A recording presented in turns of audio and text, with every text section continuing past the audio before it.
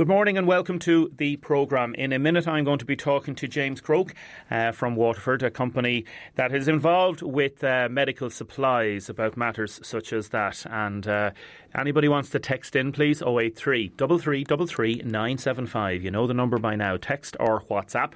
Or you can call the programme. Audrey is outside waiting for your calls, 051 846 123. Texts have been coming in already. Any guidelines on cash?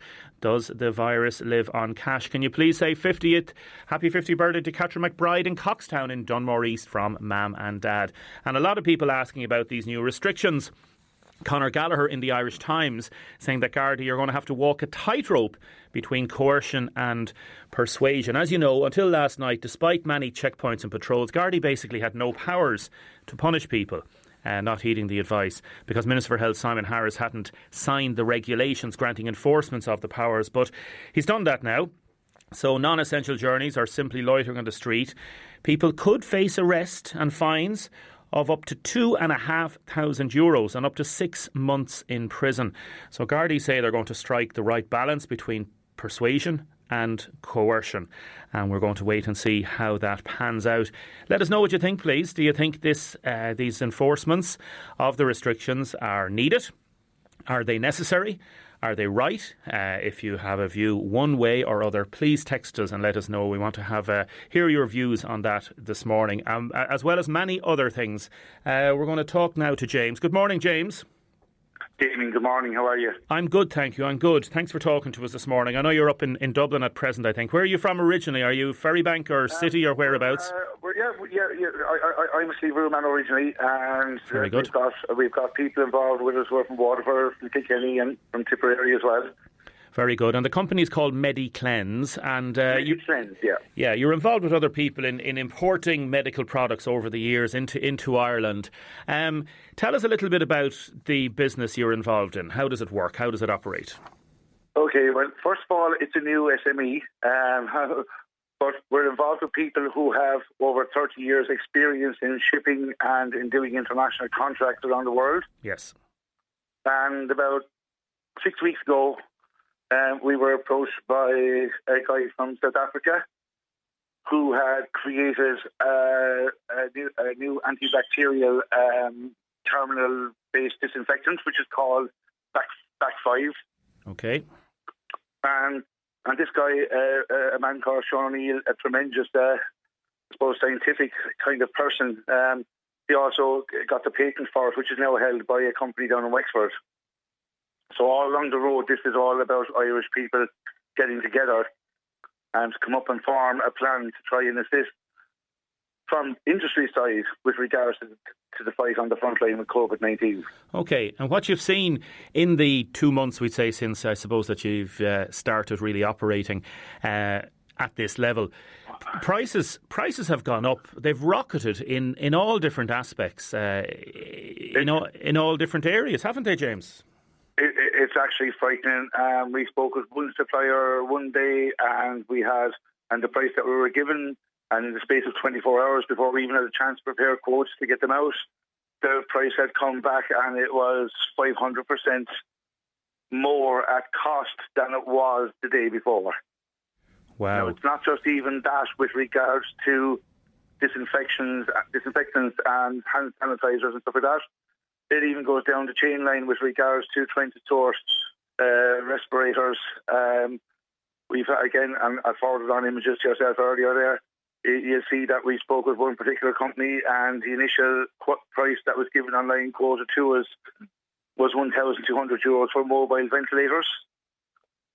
And within 24 hours, they came back to us telling us that the availability had gone from 3 weeks up to now October, and that the price had risen to $45,000 per unit.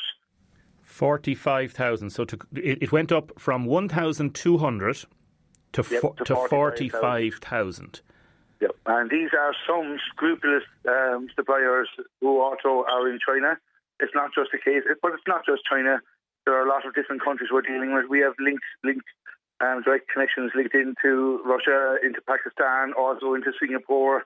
And our network of guys over this end have spent the last 6 weeks tirelessly sourcing and trying to build reputable connections and gain, as we would put it, a weekly and a monthly allowance of products. So on a 12-year or on a 12-month contract, which means that we're insured of a price freeze for 12 months, which means we can continue getting the amount that we have in contract from them delivered to the country. And right now, when you look at what some other companies are actually pricing and charging us for people who have shipped using sea freight, we can actually now, and this will tell you the magnitude of the issue going on, we can now air freight over 96 hours supplies in from Singapore, and still cheaper than what some of the guys who brought in via sea freight and who bought it at pre-COVID-19 prices, but who have now bumped up 5, 6, and in some places 700%.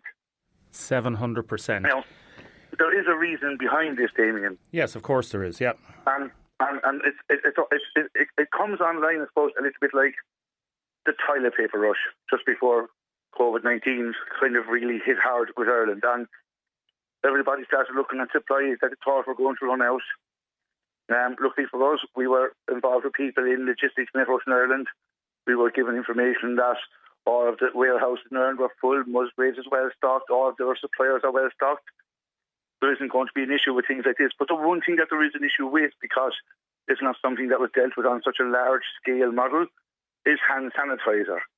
Now, hand sanitizer is basically, it's made using alcohol-based mixtures. So yes, this particular product is more suited to people. Let's take, for instance, when you're going into the credit union. Hand sanitizer was developed so that you would give a spray on your hands, wipe your hands, and in the immediate after effect, while you were in that one point of contact with someone that you didn't know, that will protect you for that. But in the home place, antibacterial hand soap, which is available widely on the shelves of every single supermarket and most small shops in Ireland, which is 1/10 at times the price of what hand sanitizer has risen to. Yeah. And it brings about a very serious question of ethics in the business world. At a time when we're fighting a pandemic worldwide, I think it's absolutely shocking that we should see some businesses push their products up over 500%. And I know I spoke with various chemists this week. Yes. And each of them are there and they're telling us that, yes, there are units for sale in the chemist and they are $10.99 for 100 millilitres. But the chemists will tell you themselves that most aren't even marking up on what they're buying it at, because the cost has risen so much that they're just trying to get a limited amount out to each people. And that's why they've instigated X amount of purchase per person. Yeah, and that's what I was just going to mention to you next, because as you say, the supply, if the price of hand sanitisers in some chemists has increased, it's mainly because those that are supplying the chemists, the price has increased to them. So a good example of this, and you said this to me, that like to buy 100 millilitres at €15, for example, effectively what's happened is the cost of buying in bulk of hand sanitisers has gone from €8.80 a litre to €150 a litre. Correct. That is some phenomenal increase in price in terms of supplying. Now, I've had a number of companies whom previously we approached, letting them know that we had an allocation of this.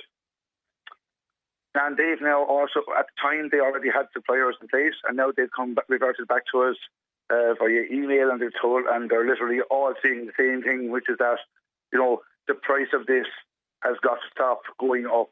There's even gone as far as other businesses actually contacting us and telling us that they refuse point blank to do business with people who are doing things like this, whilst this fight against COVID-19 is going on. So a lot of people might make the short buck with this now, but I think long term, I think Ireland is going to remember companies like that put their ethics aside and decided to try and make a fortune off of the lives of people and of the well-being of people. Yeah. There is economics in this, and there's demand and supply, and there's the idea that if something is in short supply, the price will go up until the supply increases.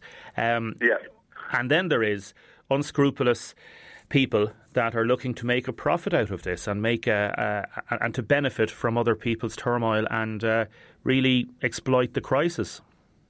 Well, Damien, the one thing we all know, looking at, I know it's the first time that COVID-19 has hit us, but in the past when we've had to deal with SARS and we've had to deal with various other versions of influenza and so on, the populace heals, society heals, but the issue is that sometimes connections that are lost along the way never heal. And right now, I've got so many friends on the front line in Waterford Regional Hospital. I've got them on the front line in St. Luke's Hospital. I've got friends who are living in foreign countries on the front line. And what those people are doing, putting their lives on the line to get out there and do what they do. And, you have to do more than just clap at windows at 8 o'clock at night. And the one thing I would be asking is that people boycott anybody that they believe is charging over the odds for a product. And by all means, they are more than welcome to drop an email to ourselves on our website. And if somebody has pushed the prices, and you can show us your pre-COVID-19 prices, and if you can show us that the prices have gone up substantially in the last fortnight, we strongly advise you to come to us and allow us to outsource your supply for pre-COVID-19 prices. And that's something that we're committed to try and do, to keep vital supplies rolling in and to ensure that the supplies that are needed on the front line are not swallowed up by householders. And that's one of the most important things to understand right now. Like I said, you've got the girls and guys in credit unions, you've got the super values, you've got the local Tesco's in Waterford, you've got so many businesses that are open right now, and they are relying on stocks of hand sanitizers so that people entering the premises for the purpose of their business, be it shopping or banking or getting out cash, whatever it is, those services need these supplies. And they sure as hell don't need to have them driven through the roof. But right now, every household in Waterford, every household in the southeast, and hopefully news will spread a little bit along the way from this. We're asking you not to support businesses that are selling overpriced stock. We're asking you to understand that the chemists are not the ones driving up the price of this. The fact that demand has come online so great and so swiftly, it means that with the current lockdowns going on around the world, industry is closed down. Therefore, it's having an effect on the raw materials that are being produced. In return, Sorry, go ahead. No, go on. You're okay. Yep. Like I said, industry is feeling the knock-on effect from the loss of production of raw materials, which is in effect meaning that the current stocks that are available and the current stocks that are left before we have to revert back to looking for more raw materials, it means that there are scrupulous people out there, and they are, but there are many other sources, and that's why myself and the people involved in Mediclens, we've been out there day and night. Me, I take the night shift. I'm the one that deals with out-of-country side of things. We've been working tremendously hard on 3 different shifts, basically, along the ways to ensure that we can continue with supply at pre-COVID-19 prices. Okay, and James, your email address, it's James Croak, that's James, James. No, if you can just send it through, or inquiries through to info@mediclens.ie. Info@mediclens, MEDICLEANSE, mediclens.ie. Yep. Listen, James, a pleasure talking to you this morning. Mind yourself and your family and take care, okay? And Damien, just before I go, yes, just wanted to say one thing. It's really important that guys like you are taking the news over the radio areas, because there's a lot of fake information going around and fake news going around on social media at the moment. And, at times I know radio listenership might have taken a dent over the years, but I really hope that the people listening today understand the true quality of radio in the local community. And to yourselves, thanks very much. James, thanks very much. Appreciate it. Mind yourself, you and your family. Take care. We'll talk to you again, okay? Take care. Thank you. Bye-bye. James Croak there from mediclens.ie. So info@mediclens.ie if you have notifications of prices that have gone up, and he'll try and help sort out matters such as that. A texter from West Waterford saying hand sanitizer has gone up in a local supermarket. Another texter saying that gloves, disposable gloves. Some supermarkets charging up to €15 for a box of disposable gloves. Good morning. Price rises are related to shortage of supply for most parts, says this texter, not profiteering. Almost all plastics and solutions are made in China, who've been closed for months, hence the shortage of supply. Same with regions. This is the reagent regarding testing. Total shortage in market prices coupled with closed borders. It simply isn't profiteering. I agree with you, Texter. There's a lot of people that are trying to get supply ramped up, but then there are some, I'm sure, that are going to be profiteering out of this. Damien, you can make your own hand sanitizer, aloe vera gel and surgical spirits. Aloe vera gel can be bought in many shops, and surgical spirits as well in chemists, and you can mix them together and make your own hand sanitizer. People have texted in already about the restrictions. 100% I agree with the new restrictions. It has to be done. People aren't listening. They're still out and about, putting other lives at danger. Proper order. Big fines might keep them in. Anne has texted in, I hope this lockdown lasts for at least 3 weeks. If we go back now, we're going to go back to the old habits. So there we are, some people saying that this has to happen. Let us know what you think, please. 083 33 975, text or WhatsApp. Or you can call Audrey on 051 846 123. Tom Brady, good morning. Good morning, Damien. How are you? Not too bad, thanks. How are you managing the restrictions yourself? You're up in Kildare, is it? No, I'm in Wexford at the moment. I came down here before Patrick's Day, and we ended up sort of being trapped down here because my daughter's with me, and her husband had to go back to work, and then he got caught up there, and we're worried about him catching anything, so he's self-isolating back in Kilcullen. We're down here with my daughter, and she's 5.5 months pregnant, and then also with the with 2-year-old granddaughter as well. Oh, that's difficult, I presume, is it? Yeah, have to be careful, you know. Yeah, of course, yeah. But I don't have Wi-Fi here. It's the problem. Vodafone and Air both let me down to just working with a dongle. The reception isn't great. So it makes everything very difficult. So I was telling Judy there, I stopped working on this story around 5 o'clock last night, 6 o'clock. I gave him the story about the operation, but at that stage there had been no decision to sign the thing into law. So I just read the RTE website, so I just have a few lines on that now. Yeah, no, I understand. People who know you for decades, Tom. You're the security correspondent with the Irish Independent, and it's a pleasure talking to you. I know you personally as well, and it's lovely to talk to you, and good to hear that you're keeping well and your family are as good as can be expected. I suppose it could be worse places to be than be in Wexford. Indeed. You know better than anybody in terms of dealing with Gardai at senior levels and with the force at all different levels that the history of Garda policing in Ireland is persuasion rather than coercion. What happened last night effectively changes that fundamentally, maybe only temporarily, but fundamentally. What's your read on it? The original plan was, because the new measures had not been signed at that stage, was that the Gardaí should continue with checkpoints, and they would be out in force over the next few days. And what they intended to do is, if they found anybody intending to travel long distances beyond the travel limitations, they would be told to turn around and go home and stay at home for the Easter weekend. And then last night that changed when the Health Minister Simon Harris signed the regulations, and that gives Gardaí new powers. Now, they only have them on a temporary measure until the Easter holiday is over.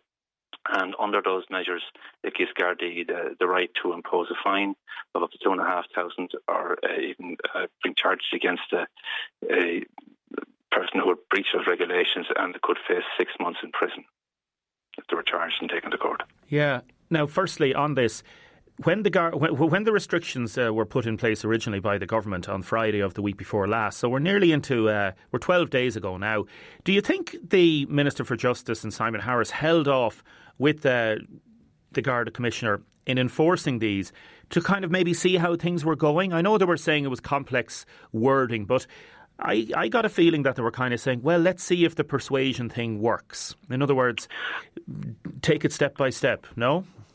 Well, both the government and the Gardaí have made it clear they didn't want to be criminalising anybody for this. Yes. The Deputy Commissioner in charge of policing and security, John Toomey, has said that they were seeing very high compliance with the guidelines. So there was no need really to bring that in. And I think the policy of just encouraging people was working. But over the last couple of days, Gardaí manning checkpoints around the country were saying they were seeing more and more people travelling longer distances. And there was also anecdotal evidence that a lot of people were planning to take a break this Easter weekend, perhaps those with holiday homes or those who are going to visit relatives or going to visit beauty spots, coastal areas, that there was a possibility that there would be a big increase in the number of those breaching the guidelines. So it was on that basis it was decided last night to sign the measures into law and give the Gardaí those powers. But the checkpoints would have gone ahead without the powers anyway. I understand, yeah. And how do you think the public are going to take this? Like, we're getting texts in already, some people saying that, yes, Gardaí should be arresting and fining people. We've been too lenient up to now. Some people have disobeyed the instructions and disobeyed the restrictions. If somebody's going out for a walk and they step over the 2 kilometre distance, do people have to bring identification with them at this stage? Do we know, Tom? I think it'd mainly a question of common sense in implementing these. I mean, as the Gardaí say, there's been very high compliance up to now. It's just that they're more concerned that might change. So this has been done more as a warning than anything else, and advising people that if you do break it, you could face a charge. Yeah, because again, to criminalise somebody that's out for a walk, and yes, the Gardaí want and have to, I suppose, enforce the government guidelines on this. This is what it's all about, isn't it? But it's yes, but I think everything will be proportionate. You think so? Yeah. Question of a big crackdown if people agree that they are somewhere where they shouldn't be and just turn around. I think that'll be the end of it. But it'll be done on a case by case basis. But the aim is to try to encourage people not to do it rather than crack down on them. Yeah, I think there's going to be a lot of worry and people will be worried about having identification and stopped at checkpoints. And I don't know, I think obviously the government felt that they have to put it in place and see how it goes. Tom, listen, we'll see how it goes. Thanks very much. You mind yourself down there in Wexford, and you're keeping good yourself, as you say at present. Yes, I am indeed, Damien. Thanks very much. Not at all. Tom Brady, appreciate it. God bless you. Mind yourself to you and your family.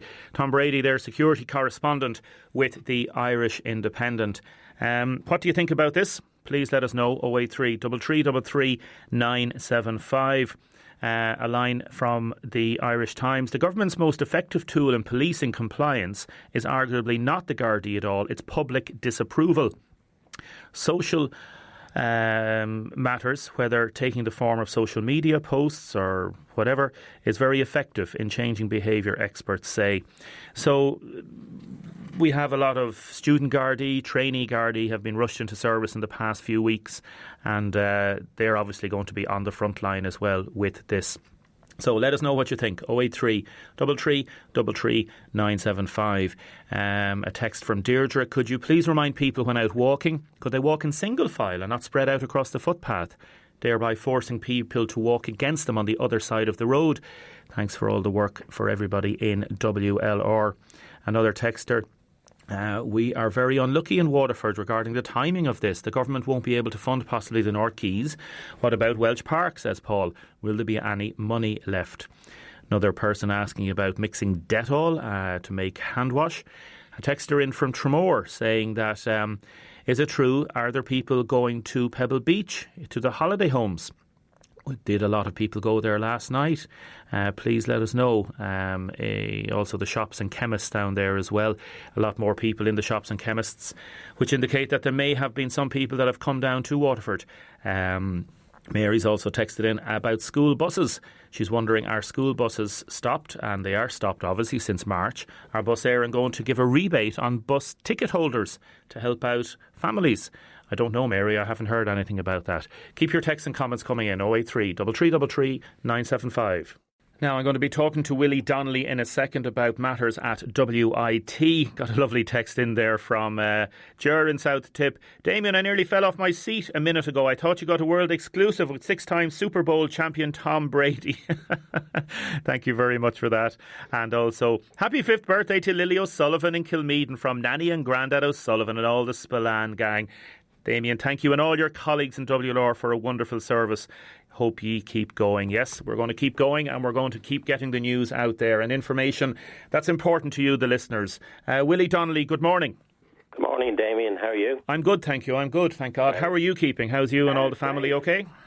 Very good, yeah. We're all working from home, have been since the 12th of March, so things are good at this end. Good. You're president of WIT. Firstly, how has the Institute responded to the crisis? I know you say you're working from home. The colleges, the campuses, students have been sent home effectively to work from home. Has it worked in that sense? Yes, I think it has, and I'd like to pay a compliment to my staff. I mean, they're fantastic people. If you remember on the 12th of March, the government announced at midday that they were closing the institutes. And that meant we had to move all of our programs online. We had 6 hours to close down the institute. We had to move our programs because for us, the focus has to be to graduate our students, to allow our students to move on. So it meant that we needed to build a strategy, and we've implemented that. I'm delighted to say that the engagement by the students with our staff who deliver to the students at the normal time they would normally deliver their lectures online has been fantastic, as they hugely challenging. What we've done then is the exams would normally be in May, but as you can imagine, we're not going to be out of this lockdown by May. So we've looked at alternative ways of assessing the students. So we've developed a set of alternative assessments which the student will be able to do from their home. Okay. They download them, they answer the questions, they upload them, and then from that we will be able to process the results. Well, let's talk a bit practicalities here, Willie. How this happens. So I was talking to a fourth year student yesterday who's about to, obviously, please God, get his degree from WIT, and he was saying to me that in his course, or one aspect of the course, they're sending out the exam questions at 9 o'clock in the morning. And it's called, I suppose, an open book exam. Is that it? That you have 24 hours to send in your response and to send in your exam effectively. I understand this is so new to everybody and so new to the college itself, but how is it going to practically operate? Like, are you going to give people marks on exams of doing it that way, or is there going to be a kind of, let's look at the assessments and let's look at kind of how marks have been going for the last couple of years? How is it going to be graded? Well, I mean, normally, if we didn't have this situation, we have two ways of marking the students. One is continuous assessment, and then there's the sit-down exam. So this is no different in that we still have the continuous assessments. All of the students have done the first semester up to Christmas, and then we will have, instead of the sit-down exam, the open book exam, as you can call it. And, you know, maybe we've been forced into looking at something that we should be looking at, because sit-down exams can be a memory game, as we know, and there's a big question around it. This is an opportunity where the student has attended the lectures, has got the lectures online, and they now will work through the exam questions with all of the sports they have. So we will then bring them in, we'll correct them, and we will add the results to the previous exam results. So in a way, you could say it's similar to the way it would have been, except rather than sitting in a room in the college, the students are sitting at home. Yeah, and I suppose they have access to information at home that they may not have had if they're in a sitting exam. Would that be true? Well, it would be true in a sense that, first of all, they have access to the lectures and the notes that the staff are delivering to them now. But if you take an example, people say, would that be a lot easier? If you take the example of somebody doing a maths exam, if you don't understand how to apply the formula, it doesn't matter how many books you have open, you're still not going to be able to answer the question that's in front of you. Very true, yeah. Again, I'm not in any way being critical here, Willie. I'm just asking the questions. No. Will students potentially be marked easier because of the fact that they haven't had lectures for the last 2 months? No, there won't be. Students will. This is the grades that students will get will be based on all of the work they've done throughout their course. They will not be marked easier. But, you know, when the course board meets, and this happens in a normal situation, when the course board meets, they look at the totality of the work that the student does. So, for instance, quite often, if a student is at a borderline between two grades, invariably the course board has the right to look at the track record of that student, the other work the student has had, and if they feel that that student should, by right, be, given the extra 2 points to go into a grade. That always happens anyway, and I think that's correct, because you're not judging a student on an hour and a half in an exam room. You mentioned there, Damien, a fourth-year student. We have the history of 4 years of study of a fourth-year student. Yes. And yes. Funny enough, if you talk to any lecturer, they can nearly tell you that where the student lies within the, a grade structure within the first year that they're teaching them, because students tend to perform consistently over the 3 to 4 years. There's no performance-enhancing drug that you can use that can jump you from one grade to another. Red Bull gives you wings, huh? Yeah, exactly. Yeah, no, it's not like the junior cert oral Irish or oral French, where somebody is atrocious at oral French or oral Irish, hasn't a clue, and suddenly gets marked 100% because the exam is being done away with. No, and, in a way, and that's one of the things, there has been this online petition for no detriment, and we've resisted that. We've decided to continue, and simply because of this, sometimes students may forget, but this is their career, this is their future, and what we don't want is that anybody to feel that the quality of the graduate this year is any different than any other year. This is a WIT graduate. That stands for excellence, that stands for quality, and I don't know if you remember, Damien, but quite a while ago, if you're old enough, when there was too many people trying to sit the driving test, we gave a whole load of people a pass. And they got their driver's license.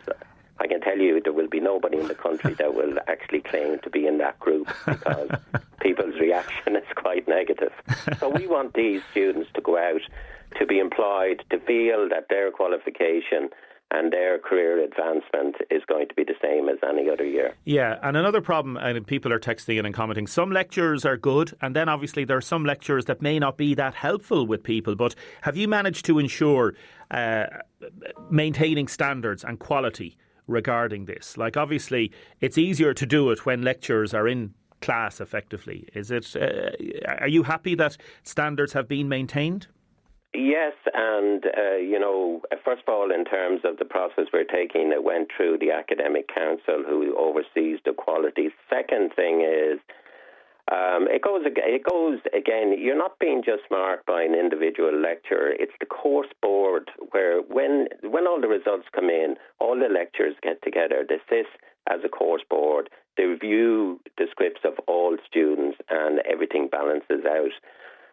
Of course, we all remember, some lecture that was brilliant that has a huge impact on us. But I have to say that, the majority of lecturers, they're passionate. The one thing that's come out of this that makes me hugely proud to be president of the Institute is the energy and the commitment of the staff, the lecturers. I mean, they were given 6 hours to actually change the whole mindset, to strategize and to come up with a practical online implementation of something that maybe they've been doing for 15 or 20 years within the classroom, and nobody complained. Everybody got on with it. People learned new ways of communication.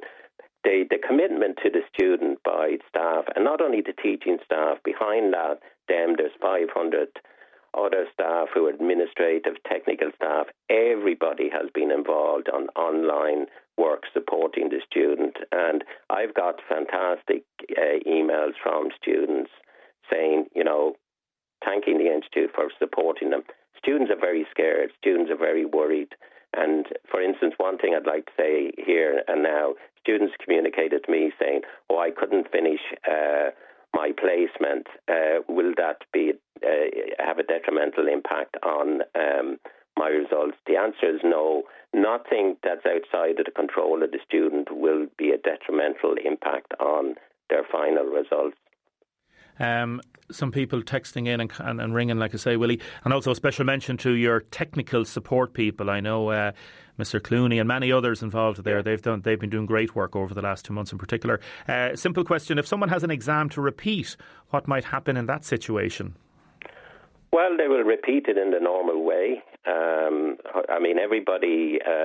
So if somebody repeats the exam now, this is where there has to be a clear separation. Teaching that was done before the second semester, if you like, before Christmas, that was a sit-down written exam. They can now repeat using. Now, I'm going to confuse myself here, but basically the point is that students who have repeat exams, they will be done in an alternative way as well. Okay, we'll watch that. Willie, thank you so much for talking to us. Appreciate it. Mind yourself, and to everybody in WIT staff and students, take care over the next while, okay? Okay, thanks, Damien. Bye. Thank you very much there. Willie Donnelly, President of WIT. A lot of people texting in. It's amazing. There are so many people obviously at home and listening to radio these mornings. We are getting a phenomenal amount of texts. We always do, but it has grown exponentially over the last month. So if I don't get your text, apologies about that. Like, people are texting in about birthday things as well. I might pass some of those on to Jeff. He'll put them out later if he will. He'll definitely put them out later. If I don't get to them, apologies. People saying the amount of people out jogging in the city is shocking. Many would be well past the 2-kilometre radius. Damien, would it be a good idea if people walked the same direction as cars? Just an idea, says this person. Joe has texted in, I think the new Garda powers are necessary. Damien, I don't think that they are necessary, says another person. Others saying, would you please ask people to stop dumping their rubbish overnight in the woods between Portlaw and Carrick-on-Suir on the back roads? It's horrendous. The fly tippers are out in force, says this texter. There were more cars on the road yesterday for a long while, says Anna down in West Waterford. Another person saying, I can't understand how these people are getting access to the holiday parks. If they put Gardai at the entrance of the parks, they wouldn't be able to get in. Also, I saw 6 teenagers coming out of a housing estate around the Grace Dew area recently. No social distance at all between them. If people get fined for breaking the distance in the laws, maybe the fines should go towards the volunteers and the healthcare system, says this texter. I live around the Balnacourty area. In the last 2 days, the amount of traffic up the back road and down the back road is back to normal. Cars and cyclists not from the area, says this texter. Keep your texts and comments coming in. 083 333 975. Now, I'm going to be talking to Davy Walsh in a second about St Patrick's, or the new residential unit as it's called. St Patrick's name has been dropped. Firstly, a text in. I've just passed Kilclooney Woods. People are still not listening. I saw 3 cars and 2 people with backpacks going walking. So I suppose there's a qualitative difference between somebody that may be just doing a little bit of errands, shopping or something like that, and somebody specifically going someplace else to go backpacking or go hiking and things like that. Let us know what you think. Also, David Walsh. Davy, good morning. Good morning to you. Good to talk to you again. Good.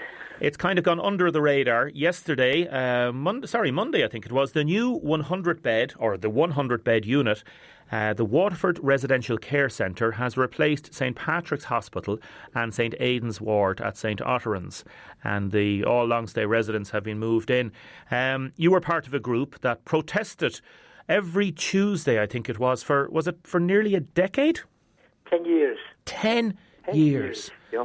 My goodness, I remember when you started. I remember covering when you started, and every Tuesday for 10 years. Why? Just to remind people, why did you protest? Well, St Patrick's Hospital was held in such high regard for the care and attention it gave to the elderly people of Waterford and South Kilkenny, and it was always effectively known as a top hospital, And my mother died up there. She was a nurse herself, has been nursing in England for years and years. But she died up there, and the care at the age was unbelievable. And there's some way to keep that and to recognise that we wanted the hospital to be kept open, And with the government came along and they had great plans for the hospital, and then they were put on hold. And we decided that. And it became a democratic picket, supported by Waterford Trades Council, and supported by the people of Waterford. And I must say that I was very proud to be part of the picket, because it was done in a dignified manner. That we knew we were in a hospital, and we knew there were people inside the hospital there, and needed attention. And not one person was ever stopped on the way in. We just had our placards, had said what we had to say, and in all weathers, the men turned out and the women turned out in all weathers. They did. Is there a radio on behind you there, Davey? No, just the signals. No. I know the line's not great, but no, it's good to talk to you about this because credit where credit is due. And again, there were people coming and going within that protest in terms of those that were on the protest. I know there were some that were there every week, but you may not get a chance to mention all the names. We don't want to leave anybody out, but you basically were doing this because you felt it was the right thing to do. It was morally the right thing to do. Isn't that right? Morally, it was the right thing to do. And the people that initiated the protest, they came to us, and they asked me for my support and that. And I want to mention Michael Weiss. He was very good, and his mother was in the hospital as well, And the people that came there, they wanted a dignified protest, but it had to be a democratic protest, And you're talking about giving credit to people who joined the protest and for the 10-year duration of it. We have commissioned a plaque, and all the names of all the people who came on the protest consistently are on that plaque, and that's been handed over to the matron, Mary Veal, at our convenience. And that's going to go up maybe on the wall, will it, at some stage? Or well, what? They can put it on display. It's a lovely plaque, and it was the timber work was done by Paddy Connolly. Lovely. He was a worker in the Southeastern Health Board system, and he was consistently kind of on the picket line with us and a man of dignity. Yeah. And I want to pay due credit to him and to Sean Brett, whose mother died in the hospital. Sean Brett from Ferrybank. Yes, I know Sean, yeah. Mary has texted in to compliment you. Bobby has texted in as well. Hail, rain or shine, you were there for 10 years. That's right. Do you think, are you happy with what's happened now? Like, the government spent an estimated 25 million euros. It's taken 3 years to build. Are you happy with what's there now? Oh, I'm delighted, and so are everybody else. On us. But a much great compliment must be paid to the matron of that hospital now, Mary Beale. She such a difference when she came in there, and her openness, and she was receptive to the needs of the committee and that. To work with you, yeah. Every time that we needed to have a meeting and discuss things, she facilitated this.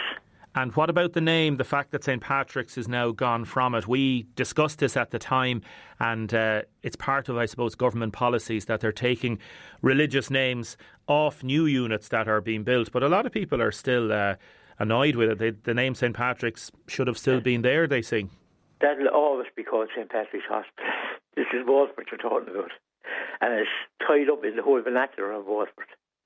So they can call it what they like. But the main thing is that the facilities are excellent. They're there.